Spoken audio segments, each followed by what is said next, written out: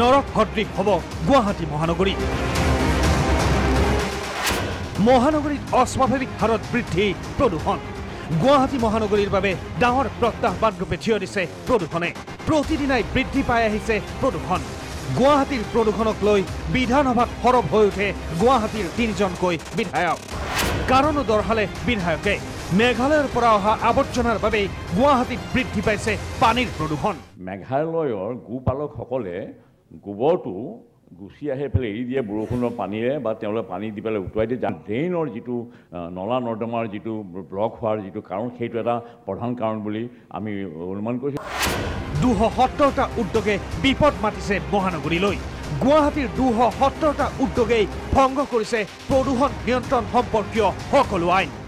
গুৱাহাটীৰ সকলো নলা নৰ্দমা সকলোৰে আনট্ৰিটেড যিটো চিৱেজ, এই চিৱেজ কিন্তু আমাৰ গুৱাহাটীৰ মাজেৰে বৈ যোৱা ভৰলু নদীয়ে হওক, বাহিনী নদীয়ে হওক বা অন্যান্য জলাশয়বোৰত এইবোৰ এৰি দিয়া হয়। ফলত আমাৰ পৰিৱেশ যথেষ্ট প্ৰদূষিত হৈছে। আমচং বন্যপ্ৰাণী অভয়াৰণ্যৰ মূল বাসিন্দা হ'ল হাতী, তাৰপিছত মেথুনো আছে, বাঘো আছে, হৰিণো আছে। গতিকে আমচাং অভয়াৰণ্যখন, তাত ইণ্ডাষ্ট্ৰী বহিছে, প্ৰদূষিত ইণ্ডাষ্ট্ৰী বহিছে। এই ষ্টাৰ চিমেণ্ট তাৰ পৰা উচ্ছেদ কৰাৰ কাৰণে মই উদ্যোগ মন্ত্ৰীক মই অনুৰোধ কৰিছোঁ। ইয়াৰ বিপৰীতে মহানগৰীত দিনে দিনে বৃদ্ধি পোৱা যান বাহনৰ সংখ্যাৰ ফলতো শব্দ প্ৰদূষণ বৃদ্ধি হোৱাৰ দাবী বিধায়কৰ। প্ৰদূষণে ভয়াৰ ৰূপ ধাৰণ কৰিছে।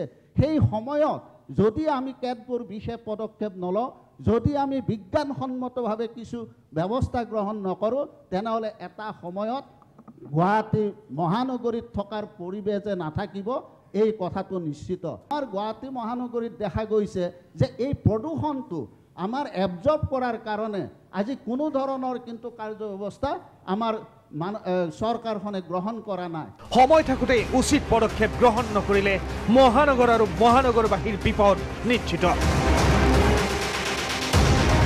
ভিডিঅ' জাৰ্নেলিষ্ট ৰিপুলৰ সহযোগত জনজ্যোতি দত্ত বৰাৰ ৰিপৰ্ট, প্ৰাগ নিউজ।